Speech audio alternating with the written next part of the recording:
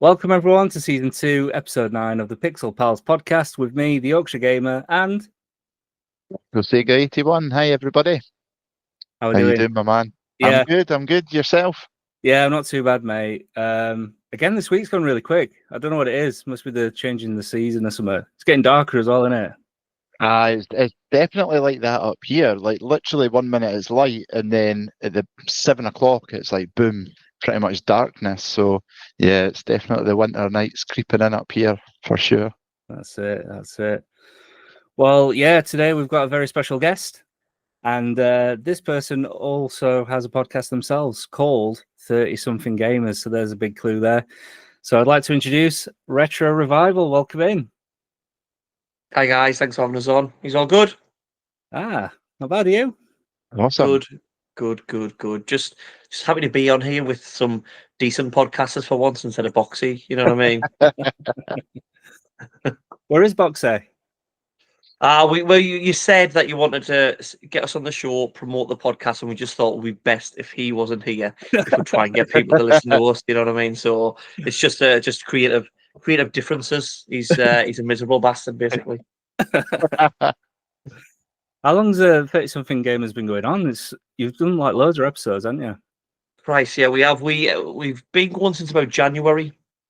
When we first started, we were every 2 weeks, but the episodes were mammoth. We were like 2-hour episodes, and then we sort of like thought about how people were listening and took sort of feedback from the community and stuff like that. So we dropped them down to an hour, but started to release them weekly. So we were basically recording the same amount because we were just doing 1 hour each week instead of 2 hours over 2 weeks. And then we added in sort of this little mini episode we do that's like 10-15 minutes called Useless Microtransaction. So we've been going since January. We took a little break between season 1 and 2, and we're on a little hiatus now. But we have recorded. I mean, when this episode comes out, I don't know. We might have released one because we do have a couple of episodes recorded. We just get them sorted, get them edited, and get them released soon. So yeah, it's coming up a year. It's mental. It's mad. Crazy, yeah. And how did it all start? What spurred it on? So I tell you what it is. We'll go to someone else who's very big in the retro game and TikTok, and that is Coach Marv. Oh yeah. Coach Marv, I think it was around October, November time, and he just put out a video and just thought, oh, well, I was thinking, what do we do with the channel? Where do we go next? What do we go forward? I always want to keep moving. And he put out a video about doing a podcast. He went, oh, if I was going to do a podcast and stuff, what type of things? It's what I've been thinking about. And I sent him a message and I said, oh, podcasts sound awesome. I said, what are you thinking of and stuff like that? And he said, oh, doing this solo and interviewing people. And I was like, oh, that sounds really good. I said, I think I'll do one. I said, but in my mind, I couldn't do it on my own. I've done one episode on my own when Boxy couldn't record one, and I just had to basically, because I feed off other people, and normally all I do is just cut Boxy down to size. So the fact one episode, I just had to get loads of comments and just cut all our listeners out to size. So we probably lost loads of listeners. So Boxy had someone I'd watched for a while on TikTok, and I really love his stuff. He's very, hope he's not listening. He's very clever. He's very funny. He's quite, if you listen, we're the same but polar opposites. And I just thought that would work. So I sent him a message around November time and said, look, what do you want to do? Do you want to do this? We never sort of met or talked before. I think we had a phone call in like November, December. We said, we've got to have a talk and see whether we get on and whether the conversation flows before we start recording stuff. And then it just got put off. Families. He's got a family. I've got a family. Both got jobs, full-time jobs, as well as content creating and stuff. And it just got genuine. I said, let's just do it. Let's record one and get it out. And once it's out there, we'll do it. And just the rest is history. It's been a wild ride. It's funny because one of the questions I was going to ask is if you guys knew each other out with TikTok, because I automatically assumed you did, to be honest. Yeah, I think a lot of people assume that because we've just got good chemistry. We just get on. Like when we, you guys will know, before we record, we have a bit chat on and stuff before how we're getting on afterwards. Well, how's everything going and stuff, you know, just all that type of things. And we just gelled. It was just lucky. from the start that we managed that. We could have just not got on, and I think that would have come across. So yeah, we were literally, we've never even met each other in person. It's weird, like you feel like you know someone, and you've never, like you guys as well. Like I've watched Yeah. you for ages and chatted on and stuff like that, and you feel like you know these people. You're like, I've never actually met them. You know what I mean? And I probably see, comment and chat on and stuff like with guys like yourself and boxing stuff more than like my mates in real life, because they're working, I'm working, and you just don't. So it's quite surreal in a way. Yeah, I remember the first time I like properly spoke to Dylan, and I think you were on a live stream. You was promoting the Power Kidder, and obviously at the time I was doing Power Kiddie as well. So we were a bit rivalry there, weren't they? Like who's going to start most Power Kiddies? And I think you were doing a live, and I jumped in and said, "Oh, you're all right." And then I think I just said, "Oh, do you want me to jump on?" And you're like, "Yeah, if you want." And like first time I talked to you, we were in front of loads of people. Yeah. So it weren't. Yeah, it was a bit weird, weren't it? But yeah, like since then, like you say, it just feels natural, doesn't it? It just feels like an old pal. You've not been able to get rid of him since Dylan, no? No, that's it. It's like just clinging on. Although it's probably the other way about me with Mike, to be honest. Because again, we've never met like in person either. Like we've talked, obviously over like text message and WhatsApp and stuff like that. But even like before we did the podcast as well, apart from the time you've mentioned there, Mike, I don't think we probably did speak face to face. I don't know if we had maybe a WhatsApp video like drunkenly with like a few of us, but apart from that, I don't think we did really, did we? Nah. I think we were the same boat. Yeah. It's crazy. Like we this summer I had a first like community meetup. Obviously away from the podcast, I'm RetroRevival on TikTok. We've got like a big community building up, a stream and stuff like that. We've got about 100 members in the Discord and stuff now. And a few people said, "Oh, do you want to arrange a meetup and stuff like that?" And so I said, "Yeah, if everyone wants to do it, if there's people that actually want." Like in my mind, it's like it's strange, like that I've built this community and people want to meet up, and we're like, "Yeah." So I think there was about 10 or 11 of us, maybe 12, met up, and it was weird because they'd all seen me streaming and talking and chatting the new personality. Whereas I'd only talk to them, maybe the odd voice call when we did like community game nights and stuff. But the main reason we I'd sort of communicate with them was with comments through messages, and you don't pick up people's intonation. People can be very different typing because you've got a bit of time to think and write stuff down. So when we first were meeting up, I was like, I hope everyone gets on. You know what I mean? Like it can be very different in person, but it was amazing. Everyone really got on, and we're actually doing another one. Counting down 3 or 4 weeks, we're going to meet up in Nottingham this time, somewhere further down south. I think it's about 12, 11 again, but it's a few different people. So it's really cool. It always feels like, you know, like with us growing up like 10, 20 years ago, you're meeting your friends on the internet. You know what I mean? Like, you know, and it's just obvious now, isn't it? You meet people that sort of in your niche and that you get on with and like the same things as you, much more than like if you just went in a pub and talked to someone random. So I think it's really cool.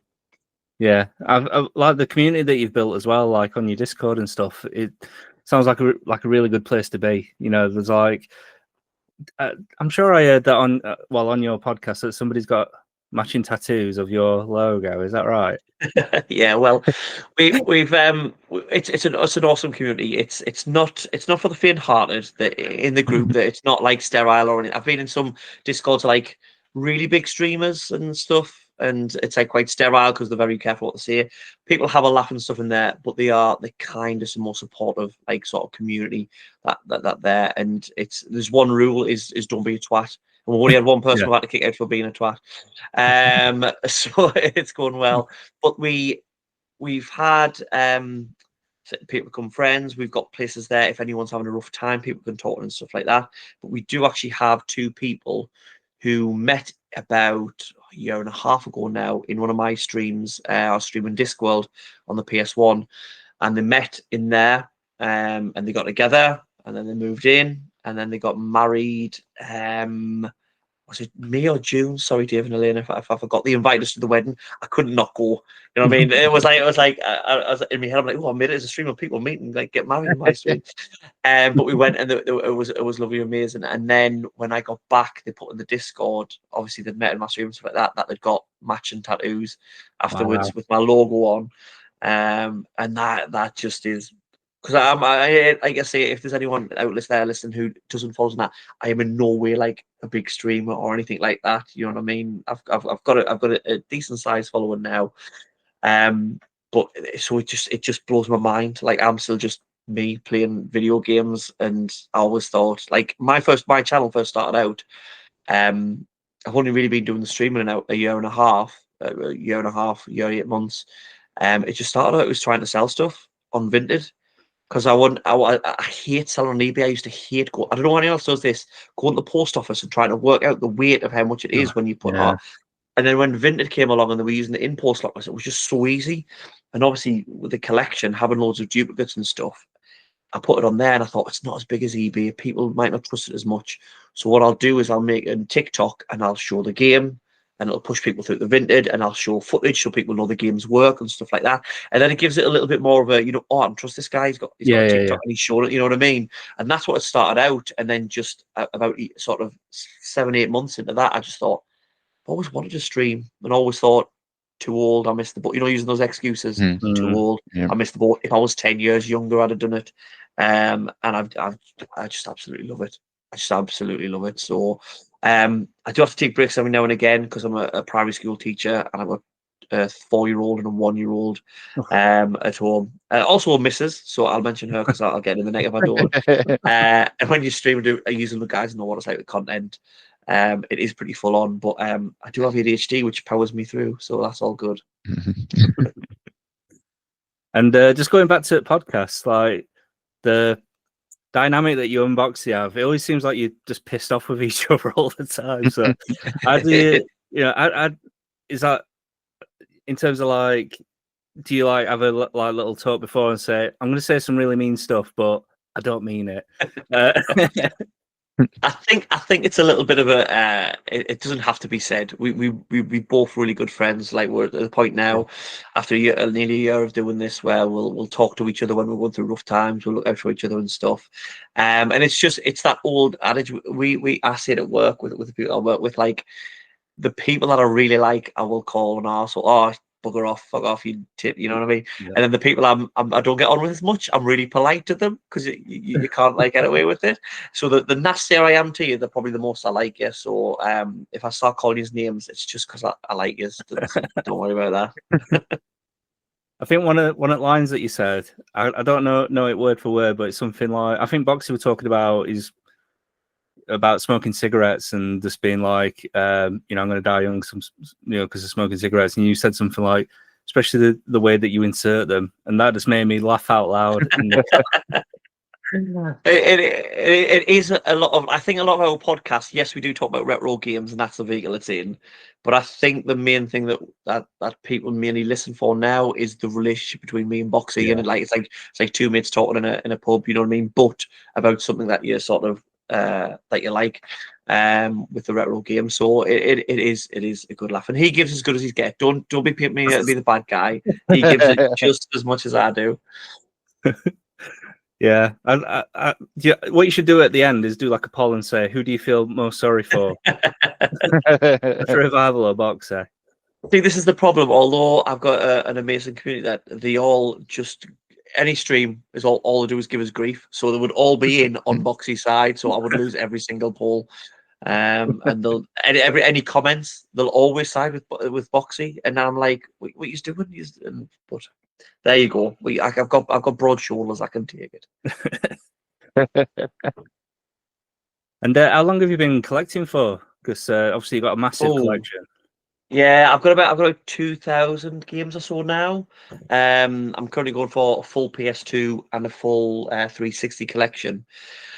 But it's hard because I've been gaming since I was a kid. I started on Mega Drive, Sonic the Hedgehog. Me cousin had a Amiga and Commodore, and played games like Monkey Island and Cannon Fodder, all those greats. And as I was growing up, I did the usual thing, looking back as a collector now, where I sold the games to get the next console. And when I look back at the price, like some of the Mega Drive games I was looking the other day, I had a game, I don't know how to use it, called Alien Soldier on the Mega Drive. It's a really hard game. It's like a run and gun game. and I had it as a kid, and I did the wrong thing. I'll put that back in the collection. I checked it. It's like 200-300 quid now for it in the box, and I just think, what am I doing? So I've collected for ages. When I got to about PS2, I've got some of the PS2 games that I used to have because I didn't trade all them in, and then 360, I've kept everything from the 360. So basically, from about midway PS2, I've collected, but really started to go right. I want to be a collector. I want to get all this stuff. Started collecting the PS1 games because I never had a PS1 as a kid. Started recollecting Mega Drive games and stuff. I'd say about 12 years or so. Wow. And so because people see the collection and it's like, oh, it's 2,000 games, like, yeah, it's took a long time to build it, you know what I mean? And like luckily started 12 years ago, so I've got a few games in the collection that are worth a decent amount now. Like I've got Adventures of Batman and Robin there that I got for 30 quid. That's like 250 quid now. And yeah, if I was looking for that now, that wouldn't be going in the collection.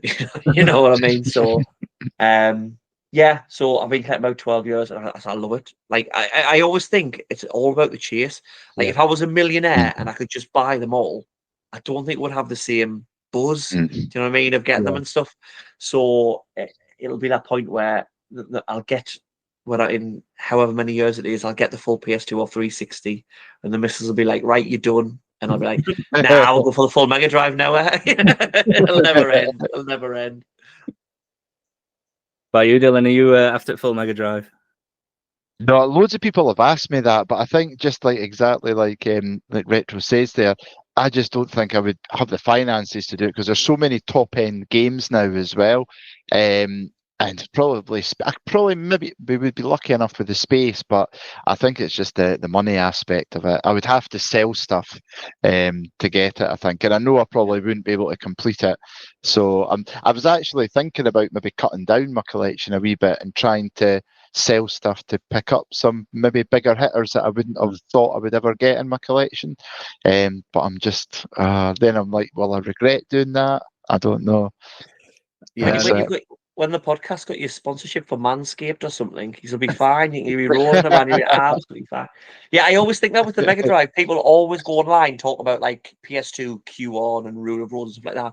People never talk about the Mega Drive. The Mega Drive has so many games that cost like 200 to 400 quid, like loads of them. Like there's a Superman game, Maximum Carnage. There's so many that are really expensive. People probably don't talk about them. I think it's a little bit. PS2, I think, is PS2 1 and PS2 is the ideal era for people on TikTok and stuff, isn't it? And you go a bit further back, I think you niche it down a little bit. As to sort of who's watching and yeah, and obviously Keel mentions PS2 Q1 all the time, so that's why everyone knows about that one, isn't it? I think it just goes to show though how iconic like PS1 and PS2 was though, for a lot of people. I mean, I still would probably, even though I love my Mega Drive and it is my favourite console, PS2 has probably been the biggest console, like going for just the amount of people that had one that play the games, and then like you say, when you do stream the games, majority of people are going to recognise them, whereas there's been times where I did maybe stream Mega Drive games and people are like, what game's that? What's that? I don't recognise that. But there's a hell of a lot of PS2 there that everybody just knows and loves. I think they just absolutely knocked it out of the park when they made it a DVD player. I think it just it went wrong on it. Yeah. Yeah, I've been selling quite a lot of stuff to try and complete the platinum set, and I'm gonna say it because by the time this episode, look, he's Tom. What are you doing? No. I've just been streaming Silent Hill 3 at the minute, so I've got a few games next to us that people ask for, and there's a certain platinum Silent Hill PS1 next to us. Yeah. Do you want to show us? Yeah, so I got this off. I've still got in the exact case that I got it in. Some random lad from Yorkshire said, "Oh, I'm selling this." No, you made a video, didn't you, Mike? You made a video, said you were going to go to CEX and sell it. Yeah. And I said, "What?" I said to him, whoa, don't do that. I said, I'll give you a better price than CEX did. And then now you've decided to go for the full platinum collection. You're always in my DMs. You're just sliding in, just Silent Hill. Sending him galaxies on his live streams. Send us a universe. It's yours. You can have it. I've already got it now. I did a trade with Panda on TikTok. Oh, nice. So how many off are you? So how many off? Well, as of today, technically, I've done the UK set, but I've Nice. not posted a video yet. But by the time this episode comes out, I'll have posted a video. So there you go. That's for you. That's Tom. But yeah, I'm just waiting for 3. They're in the post and they're on the way. So fingers crossed that they're all good and good nick. I've had to get a couple of sealed copies though, because some of the English versions that I found are all sealed. And otherwise it's buying them in French or Italian or German. And I'm just like, if I'm going to get the UK set, I need to get them in UK, English. And then for the rest of them, because there's some platinums that were released in other countries, but not in the UK. So there's about 7 left of those, and they're like big hitters as well. So one's like Dino Crisis 2, and I can't find it anywhere. One's Parasite Eve 2. I can't find it anywhere. There's a few. So, but yeah. I was checking there because I got Dino Crisis 2 and I didn't know it was a platinum. It's the black label. Is that will see? I've got the same crisis. I mean, I'm aware. I've got about 750 PS2 games and there's 2,200 in the PAL collection.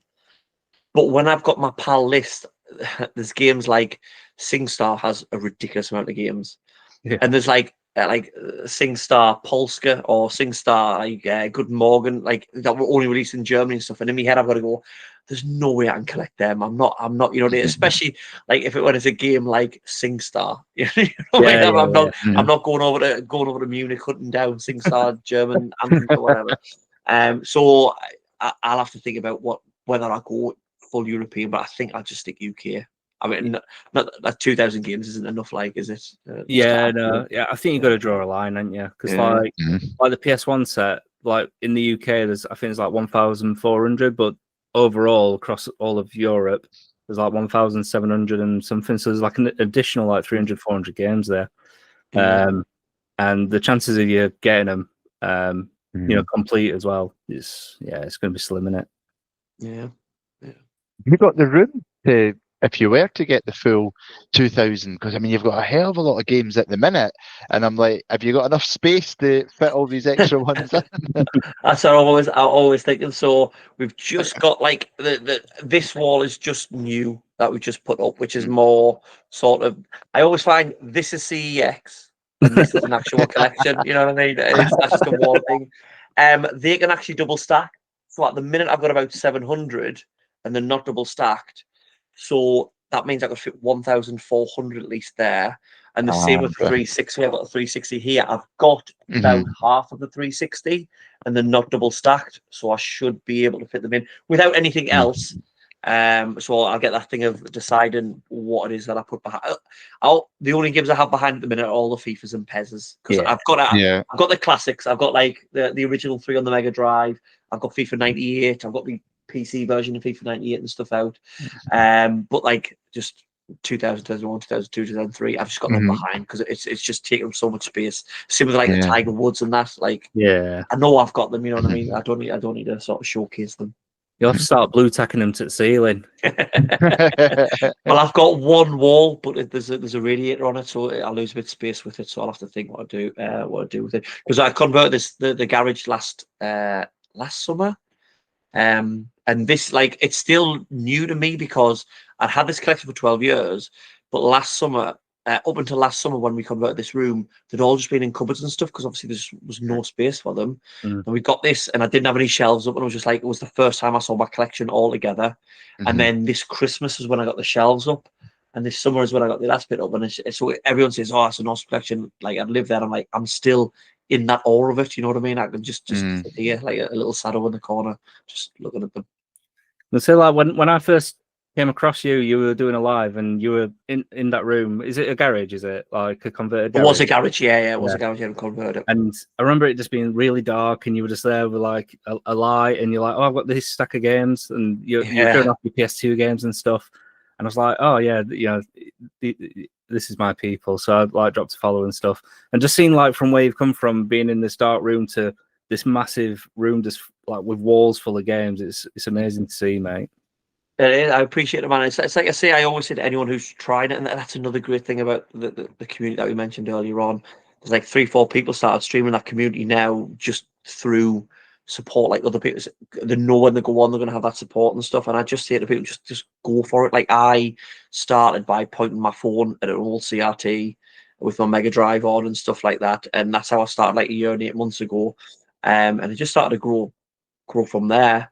And then you don't need all the gear. Like I'm starting to build up and like getting a mic, getting a capture card and stuff so I can do it properly. But if you want to do it, the hardest thing to learn is how to just talk on camera and get on with people in that way and stuff. And the only way to learn is to do it. Yeah, you're right. Yeah. Is there a game that you're currently hunting or a game that you've had your eye on for some time? And you're just like, I really want it. Yeah. See, this is the hard thing because everyone always says if there's any games you're looking for, let us know, because I work all over the country and have a look, and I'm like, I've still got like 3,000 games I need for doing that. Like I can't give you. I've got it on me Discord. I've got a spreadsheet of all the games and the ones I highlighted off that I've got. But the games that I'm looking for, there's 3 games I'm looking for a decent price and that aren't in the PS2 and Xbox 360 collection. There's 2 Mega Drive games, which one of them is Rise Star. Oh, Which is around. It's a great game, great platform if you've never played it, and the music on it is amazing. I could emulate it, but I want the collection. I think that's around 90 quid at the minute, so I'm just looking for a decent one, a decent price. Comic Zone on the Mega Drive. Yeah. I think they can get some editions with like a music CD soundtrack, but I'm not bothered to just as long as I got the game and the manual with that. And then the last one is a game I had, and when I first started the TikTok, I was reselling. I got for a really good price, and I sold it on, and that's Majora's Mask on the N64 because I went Mega Drive, N64, PS2, so I sort of jumped allegiances every sort of system, and I loved it. I've got Ocarina of Time, but I've not got Majora's Mask. But I was lucky because my granddads and uncles had computers, so I still got to play Metal Gear Solid, Final Fantasy, because I could play them on a bit later, but I could play them on the PC as well. So blessed really. So yeah, those are the 3 that I'm looking for, and also Dino Crisis. You mentioned Dino Crisis. I've got Dino Crisis 2, and I've never played them, so I want to get Dino Crisis 1, but I'm just looking for, like you say, when I'm spending this much and stuff, I've got to look for decent deals. Or what's great when you're a collector, collectors love giving good prices to other collectors. Yeah. So many collectors say, I'm getting rid of these, what do you want? And I'll say, well, this is what you get CX. Oh, well, I'll give you a bit cheaper than CX. Or hopefully if there's any collectors out there, hit us up with that, trying to get rid of them. Send us, I was just going to say Rise Star. I keep telling Dylan that I would love to have Rise Star because I remember renting it from Blockbuster all the time as a kid. Never owned it, but I used to rent it all the time. And like I said, music in it is just top notch in it. Yeah. And, but there is a copy in a local game shop near me called Kenny's, and I always bang on about Kenny's because it's a bit like your room. Man cave. It's just games everywhere. But he's got like a proper minty copy of Rise Star. And I think it's 105 quid. And every time I go in, I'm like, oh, not today. There's something that puts me off wanting to get it. But yeah, it's just thinking about it. Sends me like people like when they see my collection and stuff and they think how much that you spend. Like I could go out tomorrow and like buy Rise Star, find a decent copy on eBay, buy it, but you've just got to be careful, especially when you're like bills, responsibilities. You just got to be careful and go, no, I'm going to wait for a good one, or I'm going to say, right, this month I'm going to treat it to it. Or and again, it's hard when you're creating content because I can have content all month if I go and buy 90 quid's worth of PS2 games because I have so many different games that I can talk about and stuff like that, and say I've got these this week. If I go and buy Rise Star, I can make a couple of videos on it at the start of the month, and then I have to think of other stuff. So you sort of get into that brain as well of how much content, which it takes away from it a little bit, but then at the same time, I don't think I'd have what I have if it wasn't for the content creation. So yeah, you cannot knock it. Yeah. Even that goes to like what you were saying before as well, the way the thrill of the chase, so to speak. So if you went out, you could just go out and buy it, but imagine you then picked it up, I don't know, £30 cheaper, just out in the wild or something, how excited and how amazed you would feel at that. So it's all part of the chase in a way, isn't it? Yeah, I'm just waiting for that big. I've never had a big car boot find. I've never had a car. I think it's. I hate going to car boots now. I don't go to them very often because you just have those people that are on top of other people before they've even got out of the car. I'm just like freaking hell. Let them breathe. And you can see some people just like So I can't get in with that because I feel I feel horrible. I feel like scum doing it. So then by the time I get there, there's like a broken copy of Radical Bikers or something on the PS1 Classic Edition. You're like, and then they'll still try to charge you CEX prices for it. This is one thing I've got to have a rant about, right? If you're in a car boot or you're selling privately, don't expect CEX prices because you can't give them a receipt. You can't exchange it if they haven't got it. It just winds me up because charity shops do it now as well. I'll have a go at charity shops. I'll just they do the same now. They put a CX price. Just thinking you got it for free. CX had to pay for it. Yeah, so they got to make a margin. You got it for free, and I don't know. It just goes annoys us. Probably just because I've never found anything decent. You know what I mean, if I found a belter, I'd probably be a little less miserable about it. Like. Yeah, charity shops near me, they used to be really good. And like you said, like you see FIFA for like £4, and you're just like, no one's gonna, they're missing out. They're not gonna raise the money that they need because they're charging silly prices. But if they charged a quid for it, people might go, oh yeah, for £1 I'll pick it up. I think like British Heart Foundation doesn't have any games in at all now. They just go straight on eBay. They've got, I know because I follow the British Heart Foundation eBay. They put them up for like €0. And start like a bid, but obviously people know how much games are now. That's the problem, isn't it? Everyone knows what the rare games are. Yeah, I've noticed that even with board games now, because there's a British Heart Foundation in one of the towns near us, and again the game prices are expensive, but even their board games, like there was Atmosphere, I had a look at that, and they were charging like 35 quid for it, and I'm like, the box was battered to hell, and obviously they've just probably went on eBay or whatever and had a look and thought, right, this is what we'll charge, and they actually had the cheek to put a retro section, and they had a bit cardboard with retro section, and it was all these shitty board games that you remember as a kid that were like terrible, and the boxes were hammered, and you're looking at the prices and it was like 15 quid, £20, and I'm like, nobody is going to buy them. Like, and I've been back, and I think that's about 6 months ago, and they're all still sitting there. They're all just nobody's ever going to touch them. I always wanted Atmosphere. That was one of like the VHS, wasn't it? Yeah, that's right. Yeah, and I always remember seeing the advert. I never had it as a kid. I think parents thought I was too young, but I always wanted that one. It reminded us a bit like can you remember the TV show? Was it Nightmare? Yeah, the kids with a helmet on. Yeah. I used to love that stuff. But it's funny though, because as I say that, I have actually got it, and this was it's a town called Glenrothes. This is the British Heart Foundation I'm talking about. And then literally the town I live in, Cowdenbeath, which is just a small town, I went down to the charity shop and it had it in there, and it was a £5. And it was like perfect condition. So I was like, that's like a sign that I've been in one shop. And what's the chances that two charity shops would have the same board game? Now, it is the DVD version, so it's not the proper old school like VHS one, but I was like, that's still pretty cool. Like, I've never played it though. It's sit up there. I've never played it. Did you walk past the window, British Heart Foundation, with the price tag hanging out? Just going, you fuckers. Yeah, get on. Right, I think it's time that we do a quiz. But before we do, Tom, on 30 Something Gamers, you do a little section called Rockbusters. Do you care to explain what that is? Well, you've dead named me, which is a crime now on the internet. We call it Game Busters. We call it Game Busters because Game Busters. Okay. Well, it's because it's based on Rockbusters, which is the Carl Pilkington, who is an absolute comedy genius, even if he doesn't know it. On his old show on XFM, he used to do Rockbusters, which was he used to do like this cryptic clue for a band or an artist or something, and they used to get it. So when me and Box were trying to think, I said, I can come up with them, because he obviously gives me normal trivia, and I just try to wind him up. I try to come like with the most obscure clues or something that I can. So he's just we do it at the end of the episode, and we'll reveal it on the next one.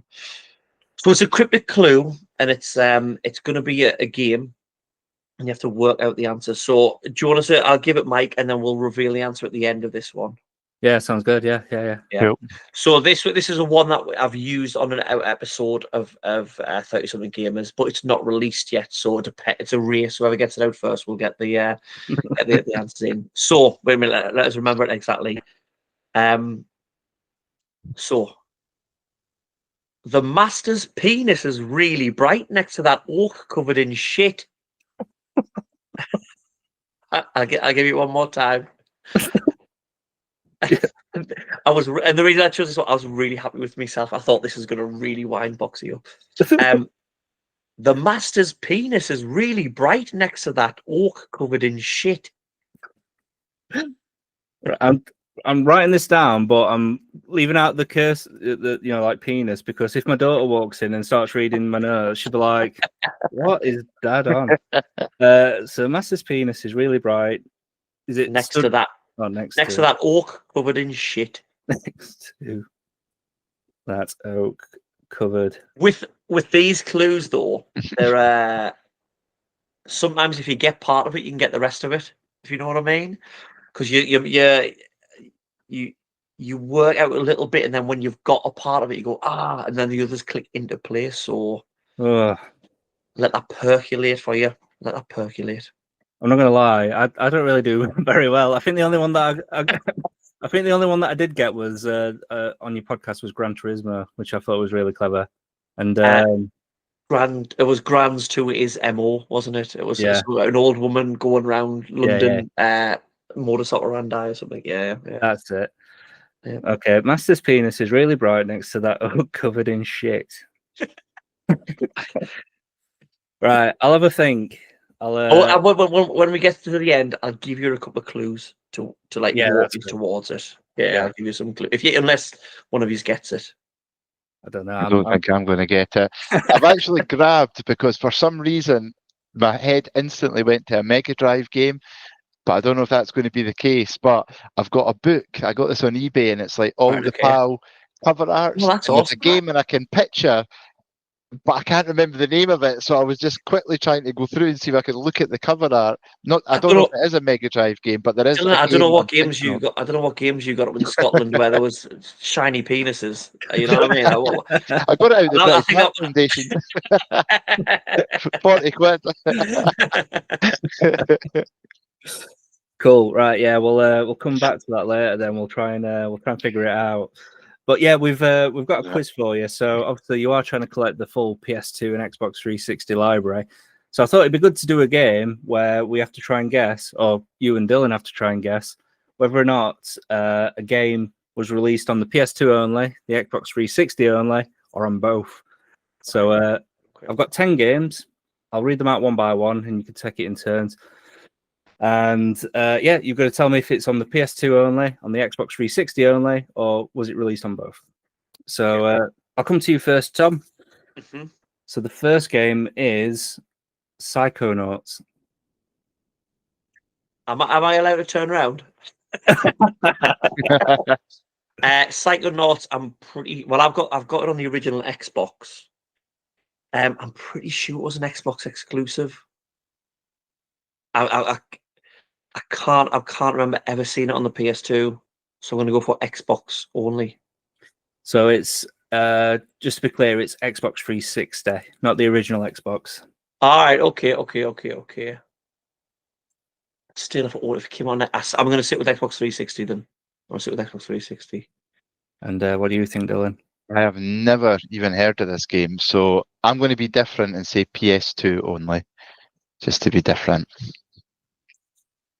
Okay, so wait one sec. Okay, so technically it's both. What's this technicality?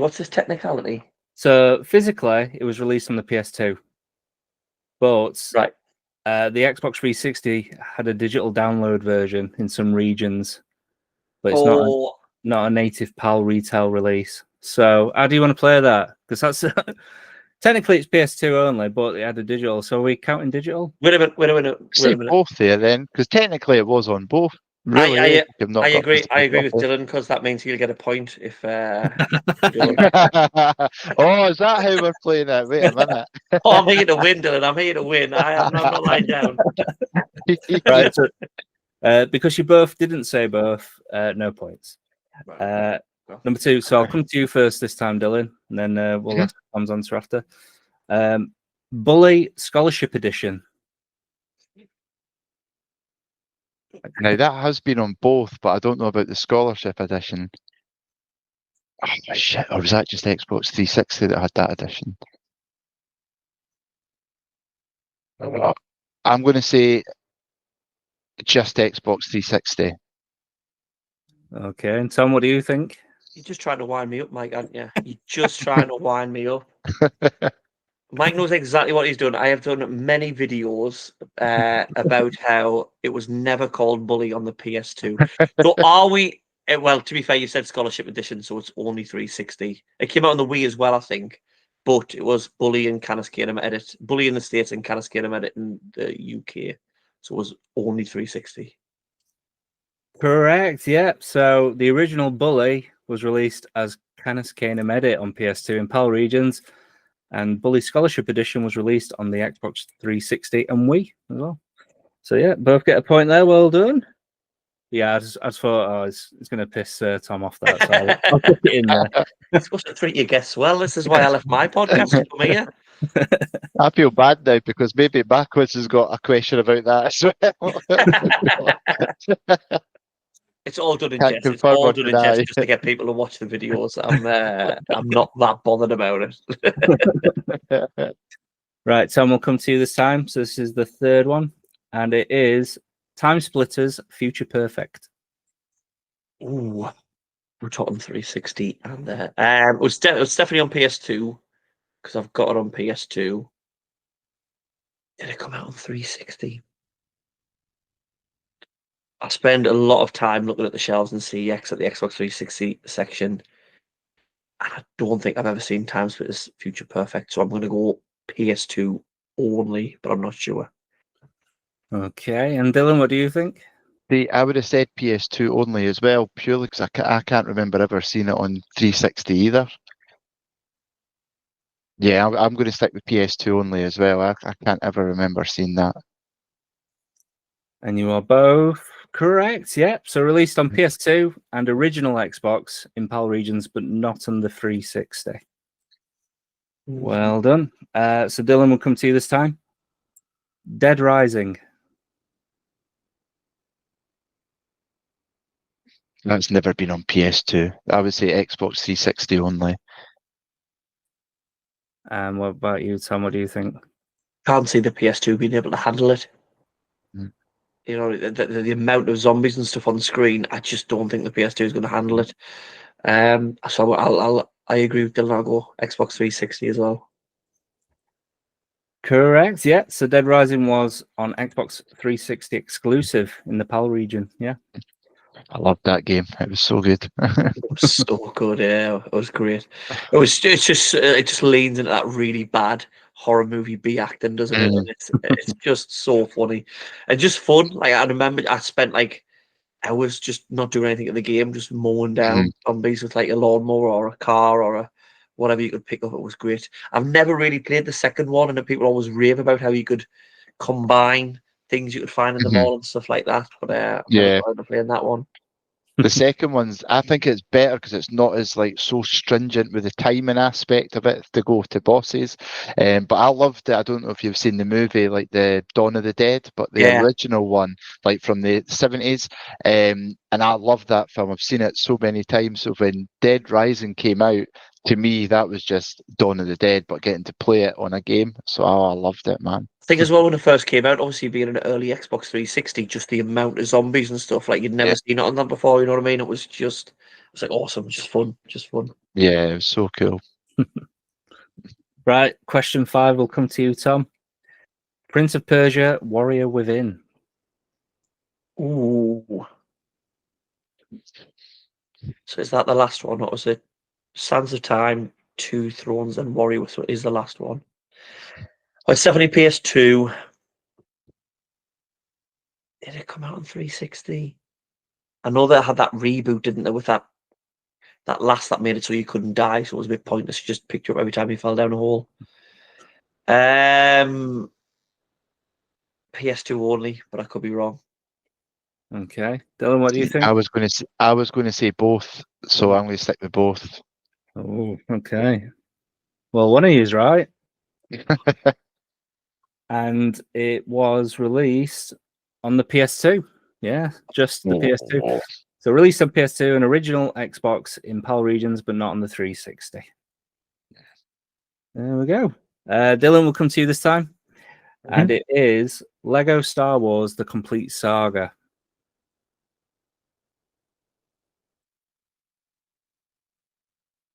Now that's definitely on the 360. Is it on PS2 though? In fact, you're saying the complete saga as well. They were different games to just a normal Lego Star Wars, wasn't it? Oh shit. I'm gonna say Xbox 360 only. It's the complete. Is it a complete edition? You said. The Complete Saga. I'm the same as you because they did come. They came out on PS2, but I don't know whether the complete one came out on there. Yeah, I'm not sure. I'm trying to work whether the complete saga includes the newer ones. No, that's called the Skywalker Saga, isn't it? I'm gonna go both to spice it up a bit. Well, one is right, and it is, and it's Tom. Yeah, so released on both PS2 and 360 in PAL regions. Yeah. Cool. Tom, this is question 7, and currently you are in the lead with 5 points, and Dylan, you've got 3 points, so you need to catch up. So Tom, The Godfather, the game. Oh, it's definitely on PS2.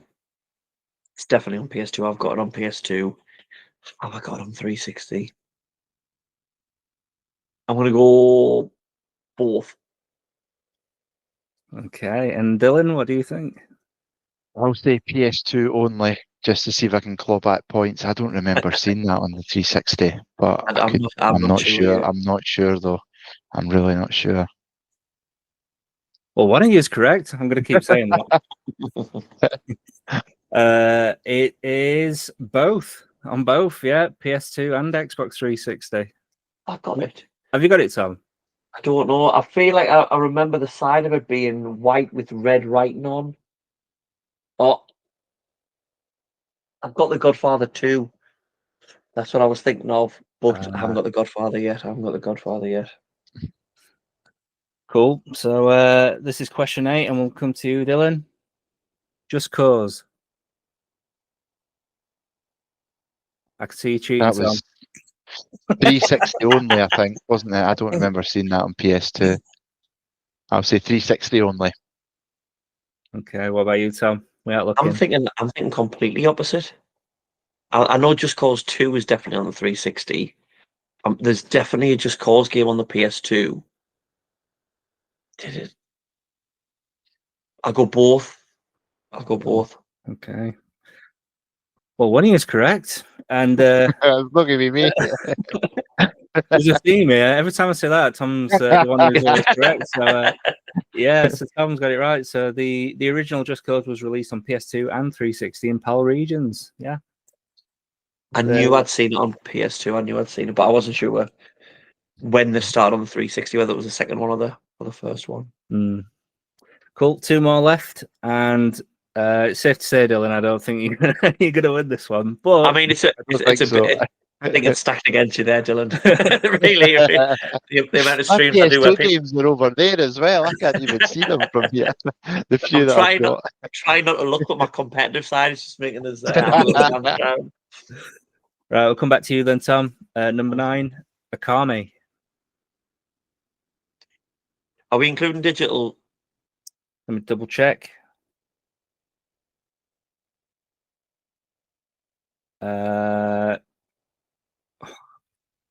Give me the reason for your answer, and then I'll take Dylan's answer, and then I'll. Coach Marv made a video where he put some of the music from Okami on, and it was beautiful. And then I saw a really good copy of it on PS2 in my little CX, so I bought it on PS2. I know it's on Wii, which is the next generation, but in my head, I'm thinking, did it get a digital release on Xbox 360? I'm just gonna. Don't have to give us a clue. I'll go for both. On that logic. And what do you think, Dylan? I would say PS2 only to see if I can claw anything back or make it worse for myself.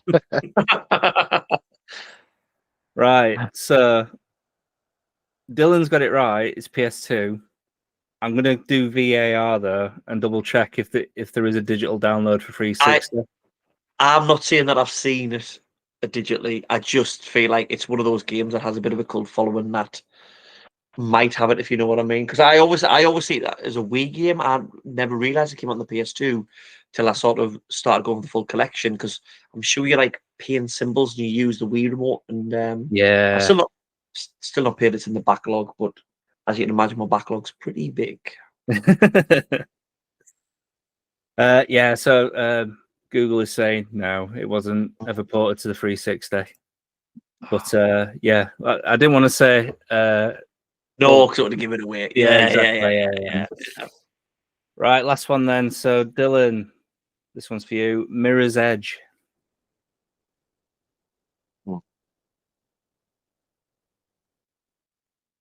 I've definitely seen that, I'm sure, on 360. I don't think I've seen it on PS2 though. I'll say 360 only. Okay, and Tom? Yeah, it's only 360, and that was never on the PS2. Great game, really underrated game. That I always remember. I used to work in Game Station when I was at uni, and it was like selling for like £2. I think a lot of bundles sent it out when it first came out. It was one of the first games, and loads of people returned it, and they were just sending them out for nothing. But I really enjoy it. That was a cool game. Yeah, it's like parkour, isn't it? Like, but in first person. Yeah, and Boxy doesn't like it. He says the parkour, the first person parkour, sort of sends him a bit squiffy. But the only it doesn't on that. But the only game it has, there's a game on the PS2 called Dog's Life, and everyone always mentions it. And I streamed it once, and you can go into first person, but the movement proper like goes with the dog's head, and I Yeah. felt sick playing this game. But Mirror's Edge, I'm all right with that one. Cool. So we're both saying 360. Yeah. Well, both of you is correct. It's it's 360. Yeah, and it was then re-released on PS3, but not PS2. Yeah, well done. So at the end of that, we have Dylan on 5 points and Tom on 8 points. Well done. Oh, nice. I'll take it, but I think going for a full 360 and PS2 collection for a few years, I think that was stacked in my favor. That one. So when it comes to like collecting games for both, so does it piss you off a bit that you have to buy the game twice but on different consoles? Sometimes, but like and I'm making a series on my YouTube channel at the minute where it's just like I'm going through my whole collection. I'm about 300 games in, of seeing what percentage of the games I've actually played, because people always say you can't play all them, and I'm like, well, let's see what actually I've played, because obviously I've gamed for 30 odd years. You know what I mean? There's a lot of them I've played. I mean, there's games here that I've played that I haven't even got.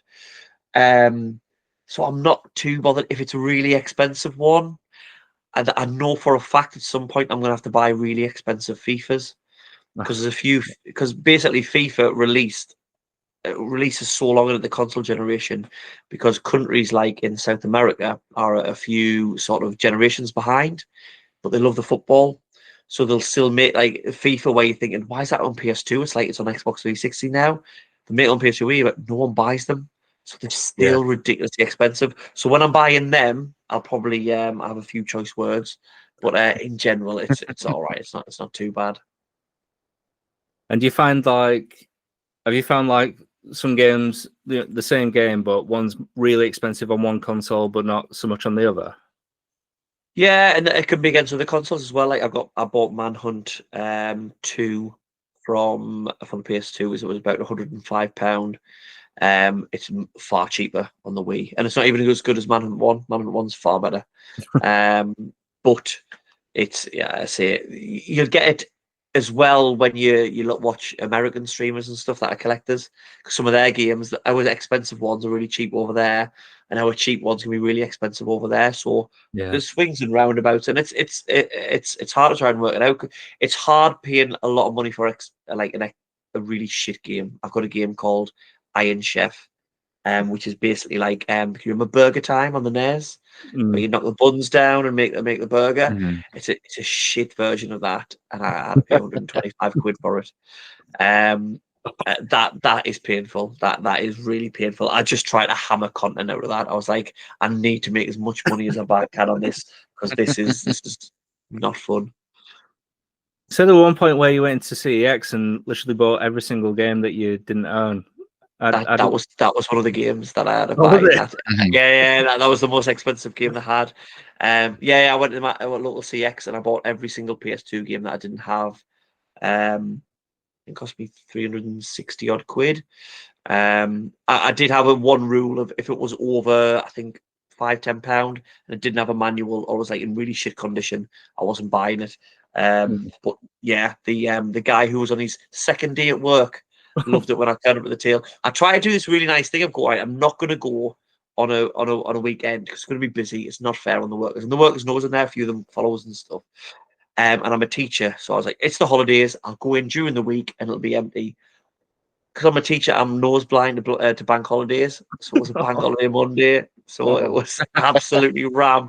And I'm in the video, I've got this queue out the door, and this guy goes, it's my second day. I've never seen a sale like this. And I was just like, oh Christ. I was like, I'm gonna end up with discs all over and stuff. But I know people go in on CX and stuff like that, as like the workers and stuff like that. But all the ones I've dealt with are all dead canny. You know what I mean? I know it's that stereotype thing, but I don't think I've ever been to CX where there wasn't a canny worker in there.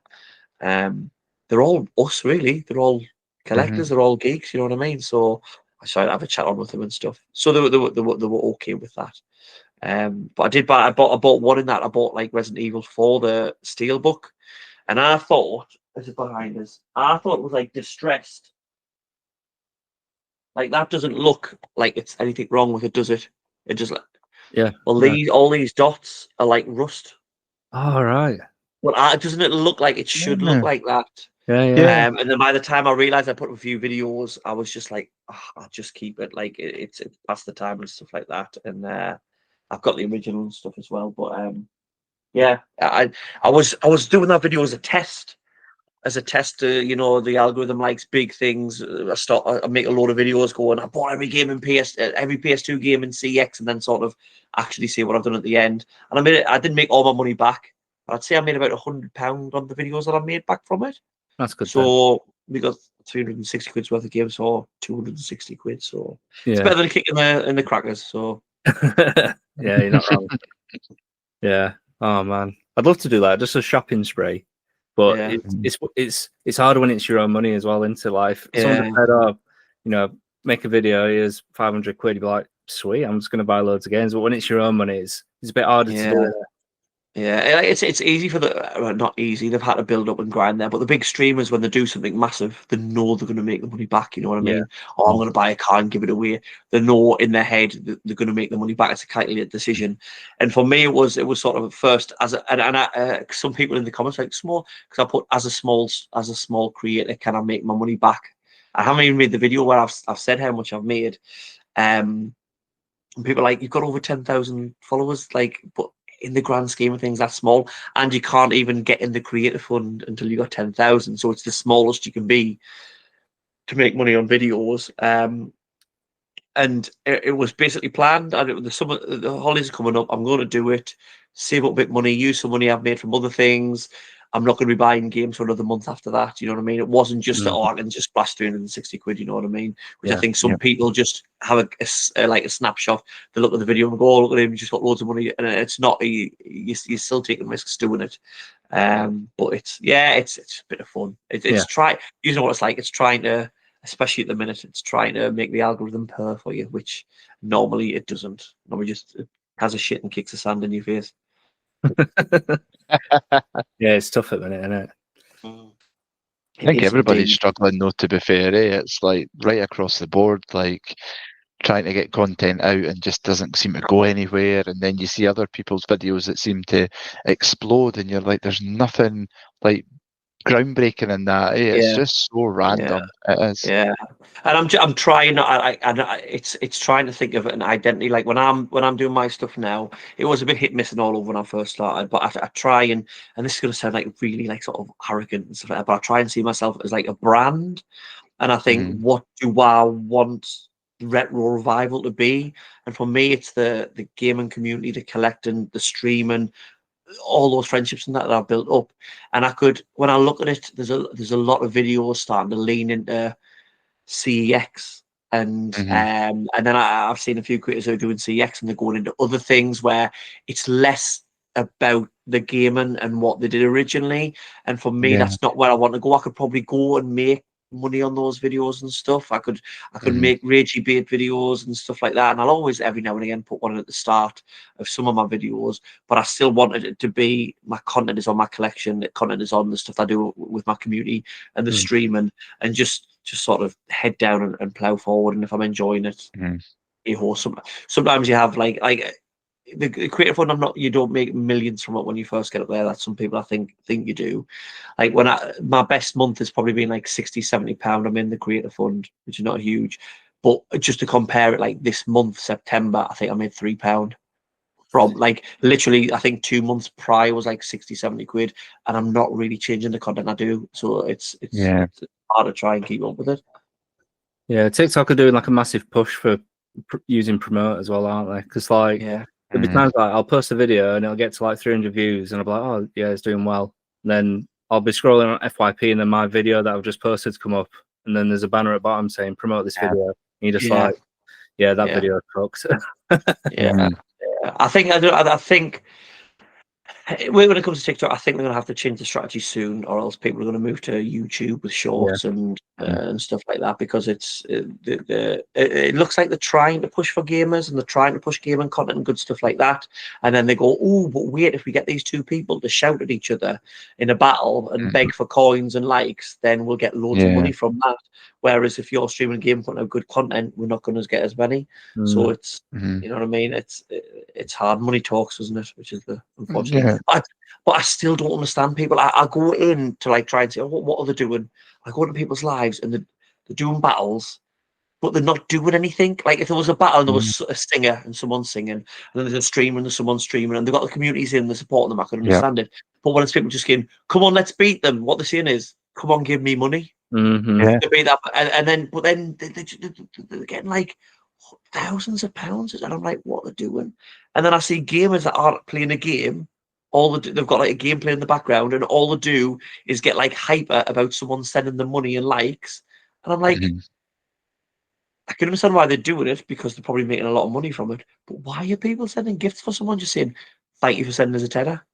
Thank you for Mhm. sending." They knew what they were doing when they made gifts, so it's not like, "Oh, you're Mhm. sending me a tenner," or "You're sending me." Like I really appreciate any support, and I've received a lot of support and gifts and subs and stuff like that.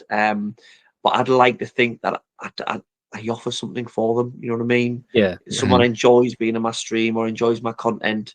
Um, so I just hope that that's how people feel. I feel like I hopefully never go down that. If you ever see me in a battle begging for Mhm. coins, give me a DM and say what you're doing. Give it a slap round the chop. I'm surprised you. I'm the same. I hate seeing it. Like Yeah, I thanks. really do, and it's like total emotional manipulation between them Mm, as well. And it's like, and I mean, I struggle even with my content now. I know I'm pretty much like blooming TikTok shot, but there's been because I did it for so long at the beginning. That is all that seems to get pushed now for me. I do yeah, some gaming content. I go live with games, and there's literally TikTok puts in like 3 or 4 people. I can then jump on a shop live and I can have 40 to 80 people in. And I'm mm, like, well, what am I going to do if you're just fighting against a system? yeah, And it's yeah, annoying because I want to get back to the gaming and the retro gaming side of it. But TikTok's basically saying, well, if you do that, you're just not going to get yeah. any push. So it's like you're just I'm sort of pigeonholed in a way now, which is a bit annoying.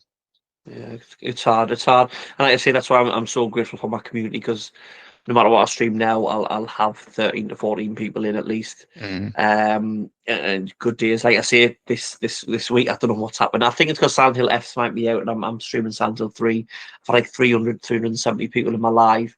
But then when I go, I'm sure my first one I went on, 33% were from the UK. Mhm. And the rest of them, I just don't think were English speaking countries because there was no comments or anything like that. Or Yeah. so at one point last night, I was because it's like 14, 15 in my community, and I was like, right, I said, I'm gonna do it. I'm gonna start begging. I'm like, I'm nearly at 15K. There's 3 interviews in here. If you all just drop us a follow, I'm there. And just nothing, just like crickets. And I was like, Mhm. oh my, there you go. There's me try. But then I was on that stream. I didn't mention anything in regards to. Oh, sorry. I didn't mention anything in regards to send me a gift or anything. Someone sent me a gift. And I said thank you for it, and then something came up about solicitation for coins, and I thought, are you for real? And the amount of stuff I watch, and all I said was, "Oh, thank you, I really appreciate it." But then, to be fair, I apologise to this, Dylan, but it was a Scottish guy in my chat who doesn't normally send gifts. So I said they must have flagged a Scottish guy sending gifts as a, wait a minute, this is unusual activity. The tight-fisted Scotsman.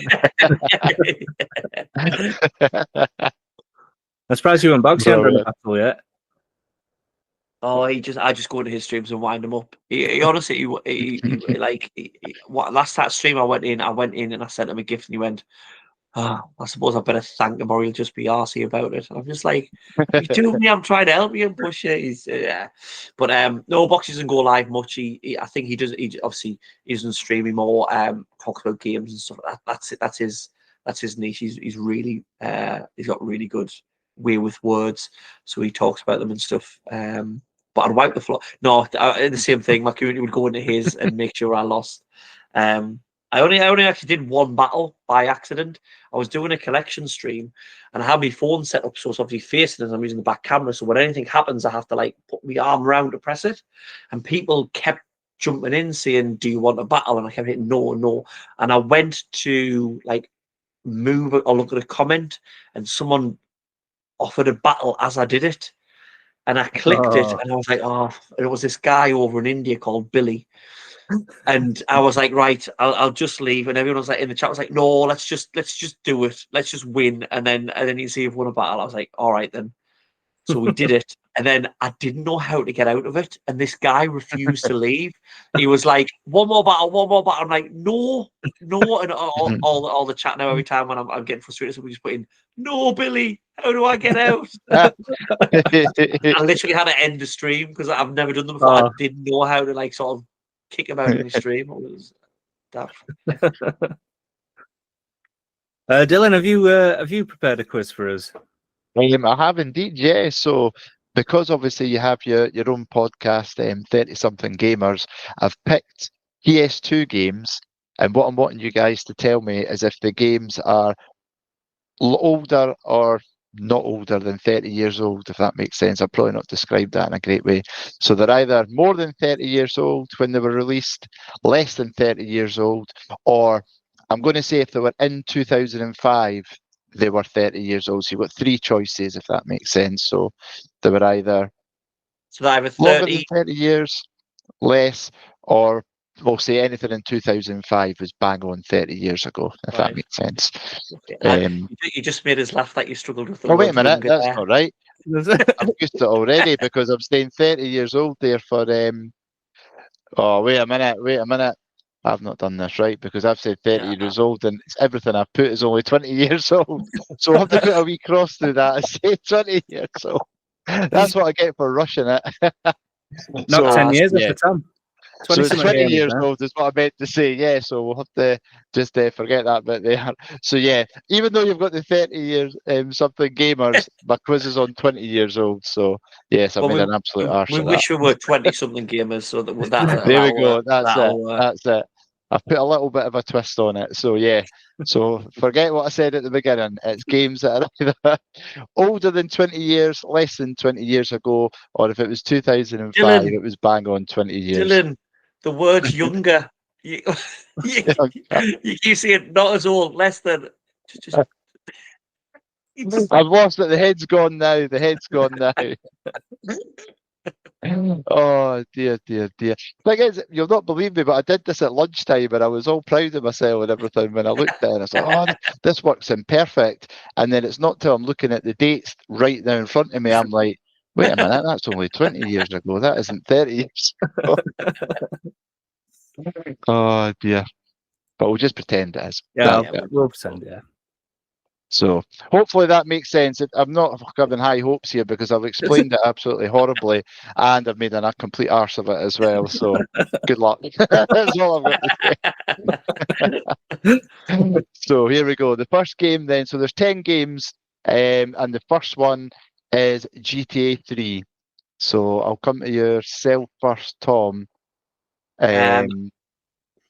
GTA 3, I'm pretty sure it was about 2001-ish. So I'm going to say older than 20 years. Okay. And what do you think, Mike? Yeah, I was going to say older as well. Older. And you were both correct. And Tom, you got it bang on. It was 2001 that came out. So very well done. Second one, as you probably know what I'm going to say here, is Bully. So I'll come to you first. Mike, what do you think with that one? When did that come out? Was it over 20 years ago, less than 20 years ago, or was it bang on 20 years ago? I don't know if this is a trick question because Bully was never released on the PS2. But yeah, is it older than 2000? I'm going to say it's younger, less than 20 years. Less than 20 years, okay. I think maybe 2005 or 2006. I want to say it's bang on the money. It's 20 years old. It's 20 years old. So one of you is right. And it's you, Mike. So it is actually less than 20 years old. It's 2006, which you did almost say there, because 2005, 2006. The next one I have got here is Crazy Taxi. Right. Crazy. I used to play that loads in the arcade. It was great in the arcade. I always see it as a Dreamcast game. A few people ask for it on the stream, and I know it's in the older black, like the black and navy boxes rather than the blue ones. So I'm going to say older than 20 years. Older than 20 years, okay. And what are you thinking, Mike? Yeah, I was going to say older because it was released around the same time as the Dreamcast version, or maybe shortly after. And obviously, Dreamcast didn't make any games after 2005, so not that I know of. So yeah, I'm going to say it's older than 20 years. Yeah. Okay, you both would be right. Do you want to hazard a guess and maybe when it came out, do you think? Give you a bonus point whoever's closest. I'll say have a think, and then I'll say 3, 2, 1, and you both shout out your year. So then see what he's come out with. So 5, 4, 3, 2, 1. Give me a year. 2003. Oh. Oh. So it was 2001. So you both. So you both get a point. You're both 2 years out. Oh well, that didn't quite work how I thought, but this quiz hasn't worked like I thought anyway, so I'm not surprised there. So well done, you've both technically got a point there. So the next one I've got is Driver 3. So is that more or less than 20-year-old, or is it actually 20-year-old? 2003. I want to say it's older than 20 years, maybe 2003, 2004. Okay. See the first two are PS1, aren't they? So, but I don't think it came out straight away. Nah. Driv 3 as people call it. I'm going to go bang on the money again. 20 years old. So one of you is right, and it is you, Mike. So it's 2004 it came out. So yeah, just very, very close there. But yeah, 2004. I don't like this game as much as Mike's. So it's update that one. So next, there's only 2 points in it though, to be fair. So it's still plenty to play for here. Tom, you've got 3, and Mike, you've got 5. And the next game is Enter the Matrix.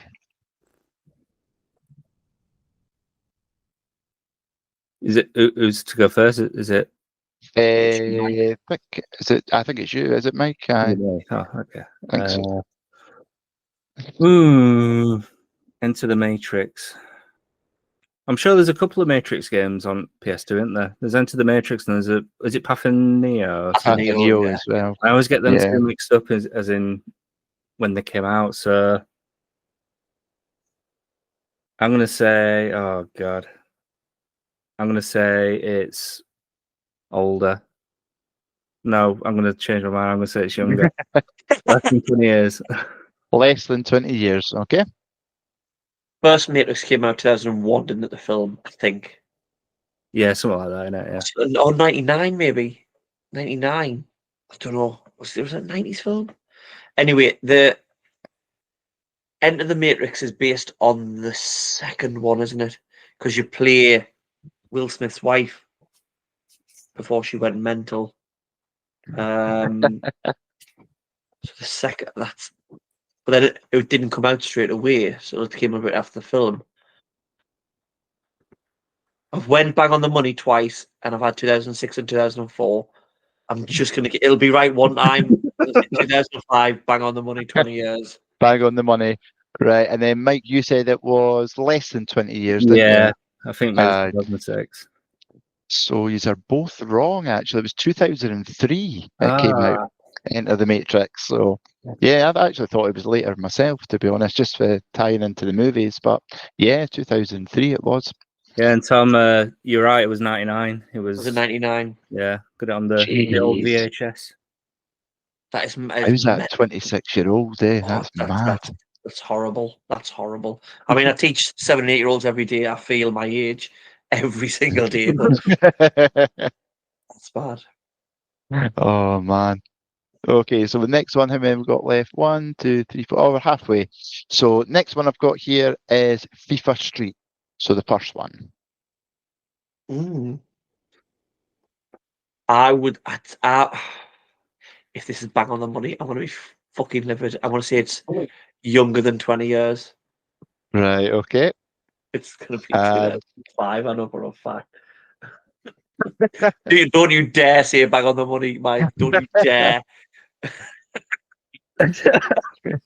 And just to be a prick, I'm going to say bang on the money. Okay, so one of you is right. And it is 2005. So, yeah, it is back on 20 years. Oh, I thought you were going to say it there, Tom. I really did. So, and the thing is, I was looking at them because it had all the FIFA games, and I was going to be a bit of a dick and put FIFA 2004 and see what, because everyone was going to be, 2004, but no, because always obviously come out for, and then I noticed FIFA Street was there and it was bang on, and I'm like, right, I'm going to pick that. So, so close. Right, Tom. So the next one we've got is Simpsons Hit and Run. I feel like that was later, maybe like 2007. So I'll say younger. Yeah, I think when you mention that game, I think that sounds like the youngest game you've mentioned so far. I'll agree with you. Yeah, I think that's younger than 20 years. No, I was actually shocked at the answer of this one, because it is wrong. It's actually 2003. What? It came out. No way. Yeah, which I was shocked at. And the reason for that is when I looked at these, obviously I saw all the Simpsons games, and I thought that was one of the later ones. Yeah. But it's actually, I think it was actually the first one, or one of the first ones. Because my next question, which I'll give you a little bit of a clue there, is can you tell me for the Simpsons game where that hit? So the actual platformer one. See, I thought that was before. I thought that was before. That's what threw me, to be honest. I actually thought this was the first one to come out, but it wasn't. No, so it's later than 2003 anyway. Yeah, because the Simpsons game is on 360 as well, so I'd have thought that'd have been later on. So on that logic, I'll go younger than 20 years. I'm gonna risk it and say bang on the money. So one of you is right. Mike is wrong. So I left the podcast 2007. You would be right there, Tom. I saw the rage in your face there. So yeah, it was 2007 that came out. I actually thought it was the other way about with them. I thought Hit and Run was a later one, but apparently not. not with the Simpsons game, but I thought Road Rage came out before it. I thought it was Road Rage first, and then there's Simpsons skateboarding. Yep. I thought they came out first. I didn't realize it was that early. The thing is, all 4 of the games are quite well. Apart Road Rage, I suppose, and Hit and Run are really similar, but the other ones, they're all really good as well, though, and they're all quite different in their own sort of unique way. I loved the platformer one. I thought that was such a brilliant game, but everyone just remembers Hit and Run. Like, that's when you talk Simpsons PS2, it's always Hit and Run people talk about. Yeah. Okay, so we've got 2 more here, and there's only 2 points in it, so we'll make it a bit interesting. We'll make these worth 2 points each, these ones. So there's 4 points up for grabs. The second last one I've got, and I forgot who I may be coming to. Is it Tom? I think it might be me. Yeah, I think we started with you, and then it'll be Mike. So I'll come to you first. And it's The Getaway Black Monday. Now, the original Getaway wasn't an early game. No, this is confusing because they are not in blue cases, but I think that's more of an aesthetic choice. I've got to get one right. Bang on the money. 2005. Okay.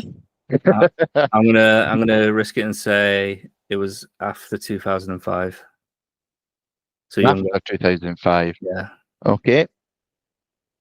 So none of you are right. So it was 2004 that came out. 2004. So we've got the last one here now. To make it a bit spicy, I did say it was going to be worth 2 points, but I'm going to say it's worth 3 points now. So Tom, you're on 4. Mike, you're on 6. So this could be the winner here.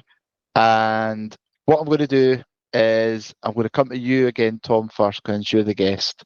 You're getting the first answer here. And the game is probably the best game on PS2. So straight away, if you can answer that, what's the best game on PS2?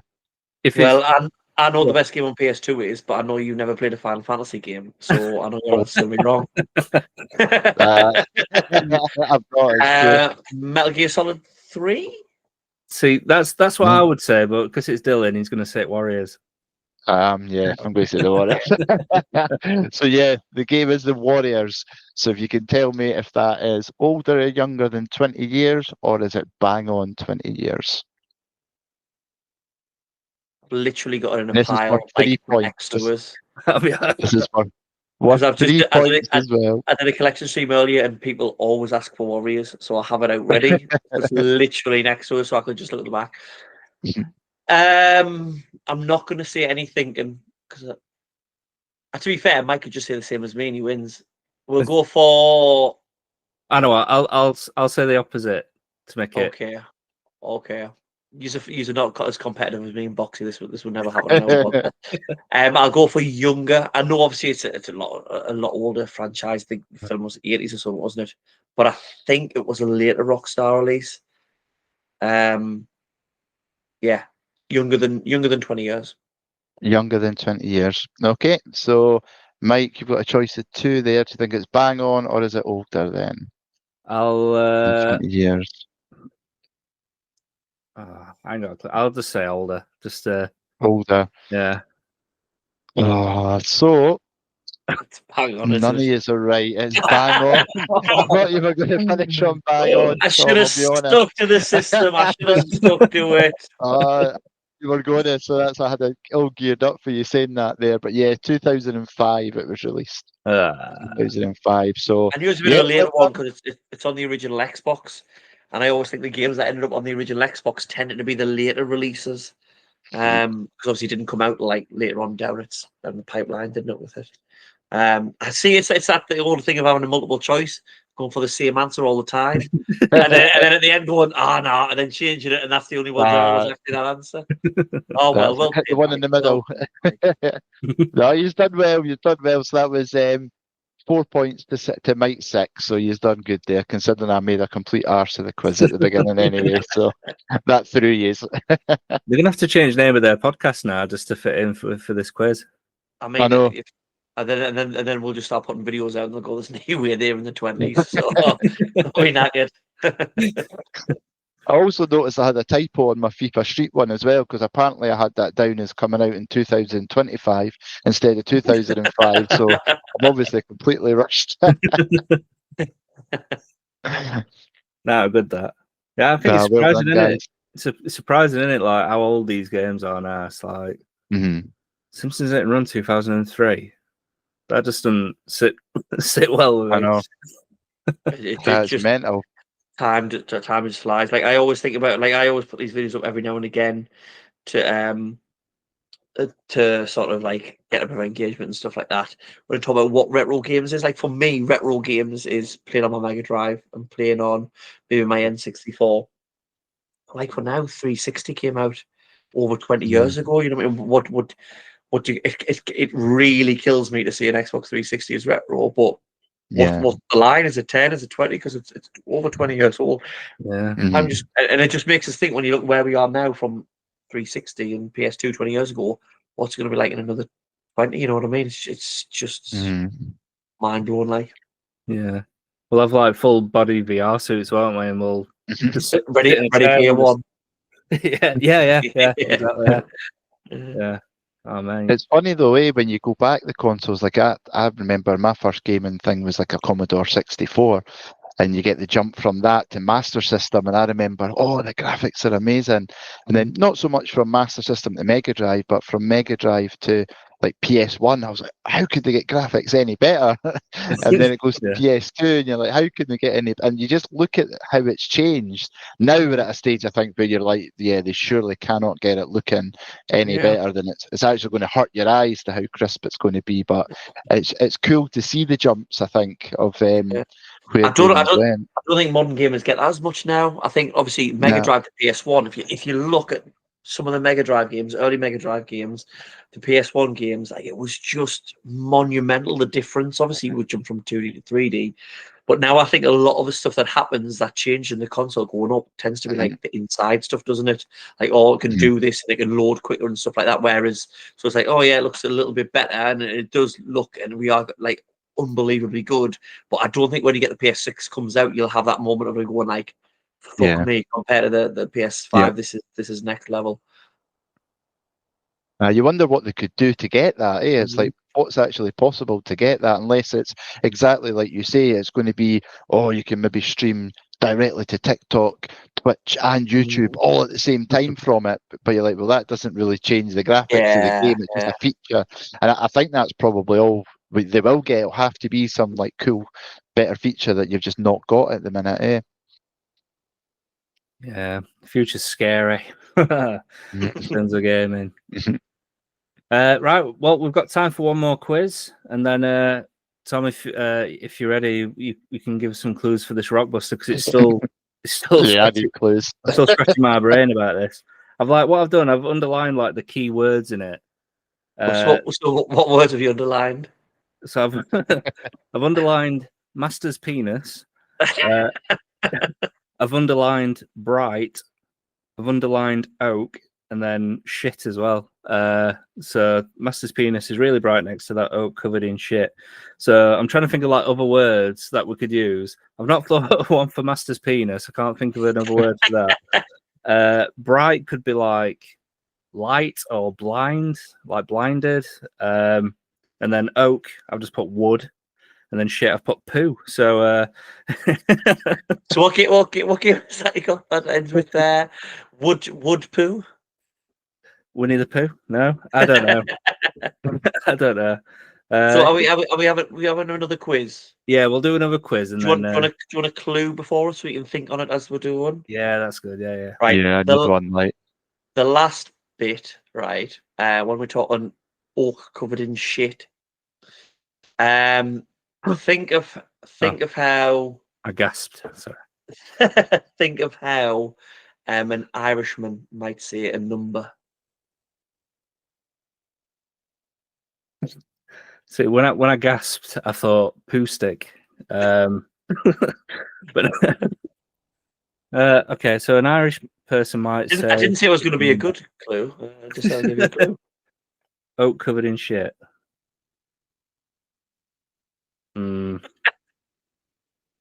Yeah, I'm still struggling. I'm totally stumped here. Like, With that bit, I think you might kick yourselves at the end when I give you it. Yeah, all right. Yeah. Okay, well, yeah, let's do another quiz, and then maybe if you've got one more clue in the bank, we'll see if we can figure it out. And if not, yeah, you can put us out of his misery. Right, so rumor has it you love a point and click game. So what I've done, I've got a list of PS1 games that use the PS1 mouse compatible with it, and it's down to you guys to let me know whether or not the game does or does not have mouse compatibility. Right. Okay. So again, I'll come to you first, Tom, and we've got 10 games. So the first game is Lemmings, and oh no, more Lemmings. Lemons and oh no, more lemons. I'm gonna say, from what I know from it, I'm gonna say no. No mouse. It would be ideal to have the mouse. I feel it was too early. I feel like Lemons was on the Mega Drive and on the Commodore. I feel like it would have been early kickoff for the PS1, and they hadn't brought out the mouse yet. So I'm gonna say no. And Dylan, what do you think? first initial thought was actually yes. Because did they not have the mouse with the? Was there not the Amiga version that had the mouse? I'm going to say yes. I'm going to say it did. It was. Sorry. Well, one of you is right. I love you. That. But this time it's not Tom. So yeah, it Oh. was compatible. So the PS1 version supports PlayStation mouse. Yeah. I get you That was thinking. like, yeah, I was just thinking that because I know there's some early games in the PS1 catalog didn't use it because they didn't know they were going to have a PS1 mouse. Yeah, Obviously, Lemons is the ideal game to have a mouse for. There we go. yeah. Trying to be too smart. Trying to be too smart. So we'll come to you this time, Dylan, and this one is Point Blank 2.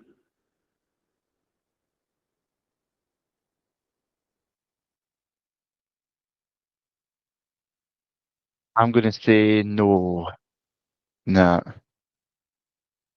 I was going to mention another game that I know that uses it, but I'm not going to in case it's on your list. So I'm going to say yes. Okay. Well, one is right, and this again, it's not Tom. It's it's no. Yeah. So despite being a light gun game, it does not support the PlayStation mouse. I think it'd be really good if it did, though, because there's a few light gun games that use the mouse, obviously, because if you didn't have a light gun there, which is handy because you can play them on normal TVs. I mean, it's obviously better to have the gun. Yeah. But obviously, unless you got a CRT, you can't really use the light guns anymore. Yeah, it's a shame, isn't it? Because like you're saying, like the CRTs these days, some go for ridiculous money, don't they? Like I got one on Facebook for £10, and it's literally like a 14-inch CRT. But then you look at like Sony Trinitons, and they're like, yeah, it's similar to that, yeah. And you got the Sony Trinitons that are going for like 300 quid, and it's just like Jesus. And you got to take a fucking wall down to get it in your house. I need about 3 years to carry it in. Yeah. Bonkers, isn't it? Right, Tom, this one's for you. SimCity 2000. Let's go yes. Ideal game for it. Let's say yes, 2000. Yeah. Yes. What about you, Dylan? Yeah, I would thought yes as well, but I'll say no. See if I can just go different. I'll say no. Okay, this time Dylan is wrong. So Tom, you got it right. Oh. Yeah. So yeah, it's compatible with the PS1 mouse. Cool. Next one is for you, Dylan. Diablo. See, there's one game that I know that definitely needs the mouse, and I'm going to be absolutely gutted if you don't read it out as one of the answers because I do have it, but I've never played that Diablo. I'm going to say no. It's not. How about you, Tom? I feel like in my head, if I was Blizzard, I'd say it needs mouse compatibility, or we're not going to release it. I think played Diablo 2 on PC, And there's that many things you have to click and stuff like that in a quick amount of time because you're getting attacked and stuff. I just think if you didn't have it, so I'm going to say yes. I think it did. Yes. So the answer is no.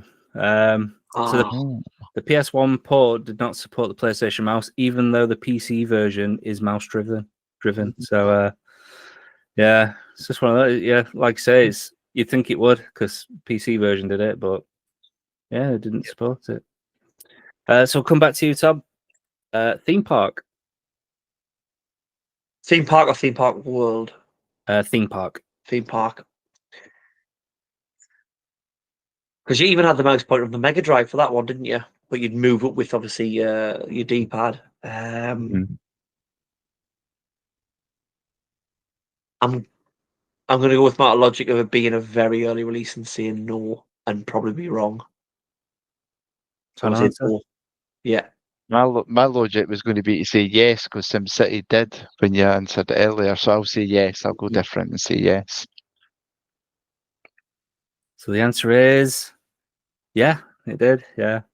Right, I'm crap at this. I've actually made a video about the PS1 mouse and about how many games it was compatible with, and I got quite a few views.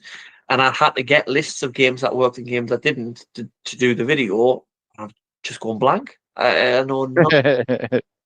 There's a lot in there. There's like 100 of them or something. Oh, 130 or something, I think there was. Like some games as well that you just think that doesn't need a mouse, but it works with it. Yeah.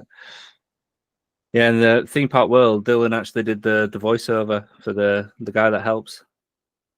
I'm assuming that's a slight at him. So. I'm assuming it's a Scottish guy. Yeah. It's Monko. It's Monko. Right, Dylan, we'll come back to you then. Broken Sword 2, the Smoking Mirror. I'm going to say no, just for the pure reason that there seems to be an awful lot of yeses in this quiz so far. So that's my only logic because I don't have a clue. So I'll say no. Well, a little story for you. At the start of this summer, I went out with the rest of the teachers and I fell on my arse in a bar multiple times and damaged all the ligaments in my arm. So I couldn't stream with a controller. So I streamed Broken Sword 2 using the PS1 mouse. So I'm going to go for yes. Oh. And on that basis, you would be correct. Yes. What a story to tell. Yeah. Right. So we'll come back to you then, Tom. Myst. Oh, I hate that game. Oh. I played it on stream for the first time, and it's the hardest friggin' game I've ever encountered. But I didn't play it with the mouse because I didn't have the mouse at that point. Oh, do I go with Dylan's logic that there's been a lot of yeses? No, I'm going to go with yes. I'm going to say yes, you could with Myst. And Dylan, what do you think? I'm going to say no because I'm going to go with the logic because no's got to come up. So Tom's correct. It is it's compatible. Yeah. Yeah. Doing the same as me last round. I know. I'm throwing this away now. I think I had a little bit of a lead, but I don't think I do now. Right, Dylan, we'll come to you then. This is question 8, and currently, Tom, you're on 3, and Dylan, you're on 4. Oh. So, yeah, Dylan, Command and Conquer.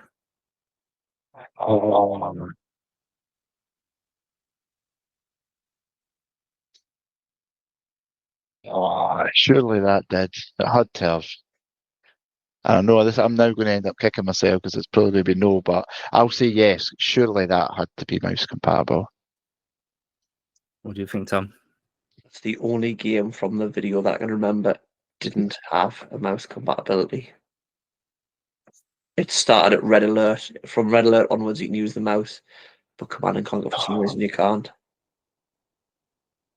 I'm going to VAR this because apparently Command and Conquer can, and so can Red Alert. But Well, my videos on my TikTok are absolute lies. This is right. I'll get Google out. I was just the only reason is because I was so confident with that answer. I look like a right tit now, don't I? I've had to get a platinum game off its shelf. I've got a platinum version of that one. Oh, you know what? There isn't a mouse symbol on the back of it.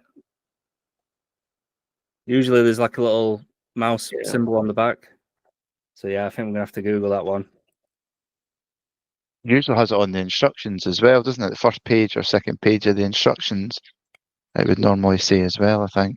Good shout. Starting up, game control. I'm going to actually check the one game I've got on the up chance that this is going to come in your quiz. Oh, there's no mouse in here. I can't see any mouses or mice. They might see. Well, let's quickly Google it.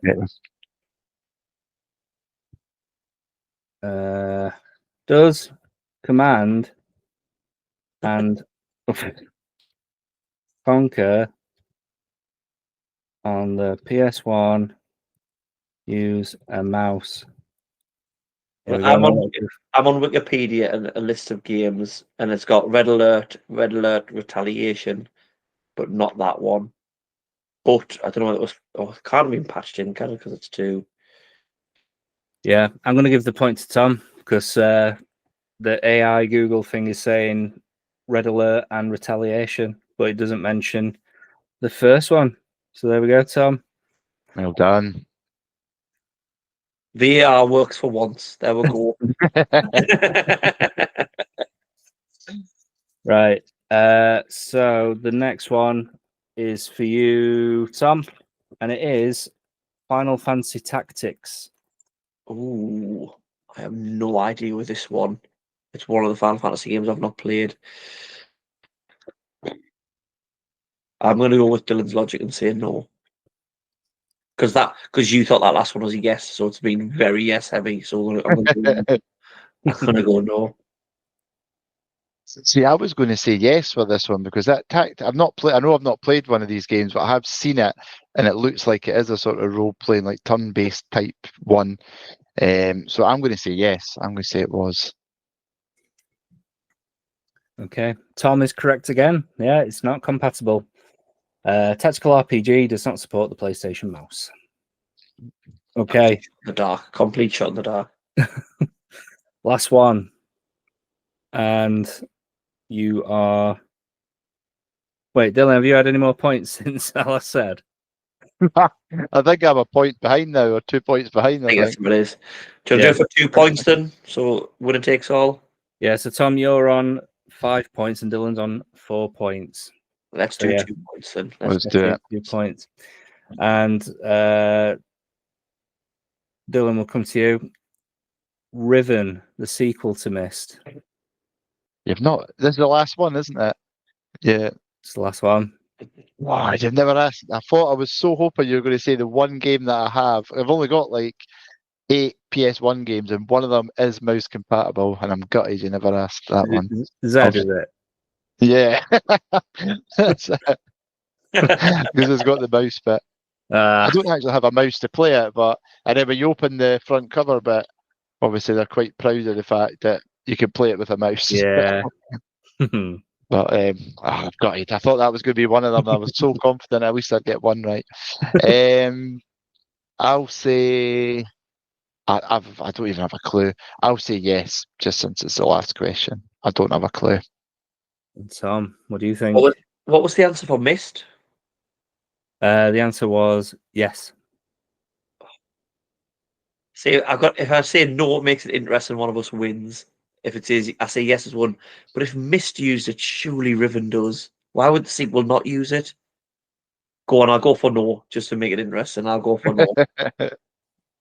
Okay. So the 2 points goes to, and now the winner of the quiz, it goes to Dylan. Yeah, so I thought I was gifted that there out of sympathy, but I'll still take it though. No, well done. Yeah. I've never used the. Well, I tell a lie. I played Dracula. Have you played Dracula before on PS1? No. Dracula Resurrection. Oh, it's up there. But I played it all the time when I was younger, and it is like a point and click game. But use the D-pad, and the cursor is so slow, like moving across the stuff. Yeah. And then there's like parts where you need to like pause the game and then select an item from the menu. So you go to the menu and you press the button and then click on the item, and then you have to go all the way to the top corner to come back off it. It's just like Jesus. So I tried it with PlayStation Mouse the other day, and it's so much better. Yeah, that's what I found with the Broken Sword games. I played the first Broken Sword. Well, I played them originally on PC, so I always used the mouse. But when I played the first one on the stream, I didn't have the mouse, and it just takes an age to get across the screen, doesn't it? Your beard grows by the time you're there. So the mouse, it is a really cool thing. I've always thought about see if I can get one set up on PS5 to play like City Skylines, and those types of games, and the new Jurassic World one where it's like a theme park thing. Yeah. That was cool. That Yeah, Jurassic one. That was really cool. Yeah, but I don't know whether they just take normal mouses now. You just USB probably. I'll have to try it. Yeah, be a good video that. I'll let you have that, Tom. I can do it. 150 views. Oh, sweet. Well, unfortunately, we are coming to the end of the episode, but I think you need to put us out of his misery with this Game Buster. So we had the Game Buster was that Master's penis. That Master's penis was really bright next to that orc covered in shit. So the clue of all covered in shit as an Irishman seeing a number. How would an Irishman say the number 33? 33. 33. 33. 33. Now use that a game that ends in 33. Does that make it a bit easier? Yeah, I'll wait for Dylan because I think I know it now. I only know one, but I don't think it's going to be right because it's not like a retro game or that. Oh, this isn't a retro game. So it's not that Expedition 33, no? Yeah. Is it? Experts Dick Sean. 33. Oh, jeez. Right. I was thinking of games. Boxy hated that. Boxy absolutely hated that one. So I'm proud of it. Yeah, he basically hates them if you can't get them, which is most weeks. So yeah. Yeah, to be, like I say, I struggle with them sometimes. But what you do is you give people a full week, don't you? Normally, yeah. Whereas, no, really good. I never really got that. Sometimes we close the recording down. It's like, give us a clue. I'm like, nah, you're not getting a clue. Just work it out. Like there's some of them where I think I would never get this. Like I just look at the wall of games and think, right, what words can I make and stuff like that. And some of them are really bad. Like that one's I imagine if that was in a quiz or something, people would be fuming if they got that one. But but that one person that gets it feels like the cleverest person in the room, don't they? So yeah, it's good. Yeah, nice. That's a clever one. I like that. But yeah, thanks Tom for joining us on the podcast. It's been a treat, mate. I had a good laugh. And yeah, for everyone, go and check out 30 Something Gamers, and you're pretty much everywhere, right? Yeah. So I stream on Twitch, I stream on YouTube and TikTok. I normally sort of multi-stream, so that's RetroRevival Tom. I'm on Instagram. I'm obviously the podcast's on everywhere where the guys can get you. But I appreciate you having on. I've had a good laugh, so thank you very much for asking me to come on. No problem. Anything from you, Dylan? No, just to say thank you. Honestly, I've had a good laugh today as well. It's total flying in. I can't believe how quick that has went in. It only feels like about 40 minutes, but yeah, it's been a really good laugh. I've enjoyed that. Thank you. There you are, man. Nice one. So thanks everybody for listening. Please do drop a like and a subscribe if that's even a thing on Spotify and YouTube. It's definitely on YouTube, isn't it? I think so. But yeah, thanks again, guys. And I guess until next time, take care, stay safe, and stay awesome. Ta-ra. bye.